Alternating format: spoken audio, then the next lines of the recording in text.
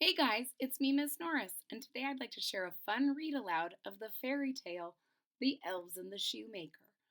The story, The Elves and the Shoemaker, was originally written by the Grimm Brothers in 1812, and this version comes from the Tormont Company in 1991. If you're ready to hear the story, I'm ready to share it with you. Here we go. The Elves and the Shoemaker.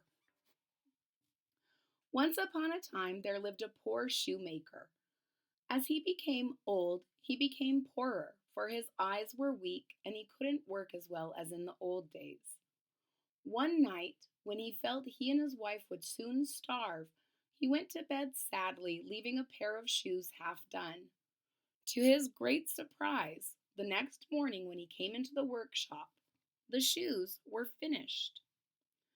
During the day, he set out all the tools and leather needed for a pair of shoes for a rich customer. Tomorrow morning, when I'm feeling stronger, I will begin work, he thought. But the next morning, instead of the leather he had left out the night before, the shoemaker found a beautifully sewn pair of shoes. The customer was delighted when he saw the shoes and paid the shoemaker twice the price agreed upon. The shoemaker was very confused, but that night he left out some more leather. Next morning there was another shiny and perfect pair of shoes, all ready.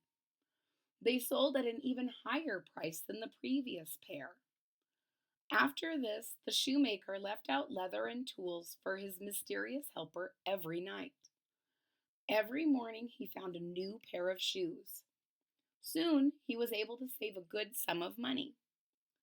When the shoemaker's wife noticed how much money the shoemaker was saving, she became very suspicious and demanded an explanation.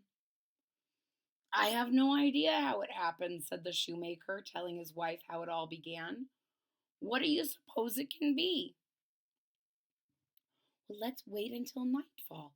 Then we'll hide in your workshop and find out, suggested the wife.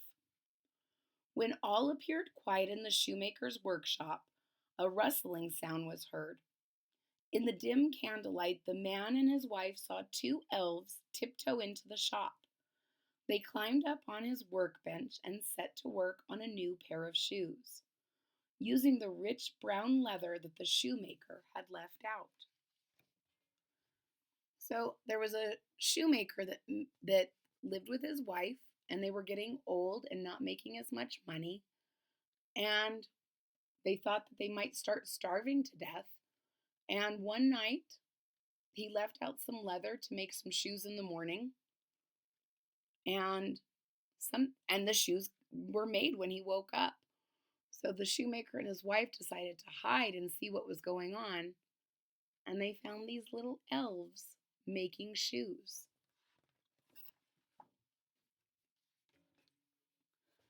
How their needles and hammers flew as they worked! Their speed and skill astonished the shoemaker. Now he could understand why the shoes were so fine. It was winter, and the elves were clothed in rags. They shivered as they worked. Oh, poor fellows!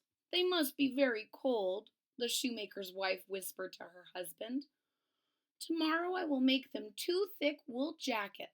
That way they will be warmer, and perhaps instead of one pair of shoes, they'll make two. The following night, next to the leather, the elves found two elegant red jackets with gold buttons. They put on the jackets and began to dance for joy. We'll never be cold again, they chanted in delight. Let's get to work now, suggested one. Work? Said the other. What for? With two jackets like these, we're rich. We'll never have to work again. And with that, much to the astonishment of the shoemaker and his even more puzzled wife, the two elves danced out of the shop. But although they were never seen again, the shoemaker prospered from that day forth. The end. Look at the cute little elves in their jackets. They're so happy. But now they think they're rich and don't have to work ever again. Ladies and gentlemen, I hope you enjoyed the story of the elves and the shoemaker. If you did, please hit that thumbs up button at the bottom of the page. If you're already a subscriber, thank you so much for your support. It really means a lot to me. If you're not a subscriber yet, please click that subscribe button down at the bottom of the page. And don't forget to click the bell so that you're notified when there's new content. I hope to see you all again real soon. Bye bye.